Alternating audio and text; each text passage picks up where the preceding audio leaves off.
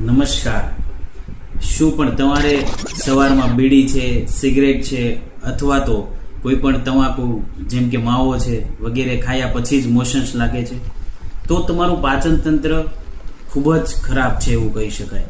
જો તમારે પાચન તંત્રમાં સુધારો કરવો હોય તેમજ આ કોઈ પણ વસ્તુને લીધા વગર જો તમારા મોશન્સને ક્લિયર કરવા હોય તો રાત્રિના ભોજનમાં 70% મગની દાળ છે, 30% ચાવલનો ઉપયોગ કરવો જોઈએ। એવી ઢીલી ખીચડી બનાવો જેમની અંદર 1 ચમચી ગાયનું ઘી પણ તમે ઉમેરી શકો છો। તેમજ રાતના ભોજનમાં એરંડ સાથે ભૃષ્ટ કરેલી હળદીનો ઉપયોગ પણ તમે કરી શકો છો, જેના લીધે તમારું પાચન તંત્ર બી સુધરશે। તેમજ તમને જે આ કબજિયાત તથા ગેસ એસિડિટીનો પ્રોબ્લેમ થાય છે તેમાં પણ સુધારો થશે। તો અવશ્ય આ તમારા મિત્રોને શેર કરો કે જેમને આવી તકલીફ રહેતી હોય।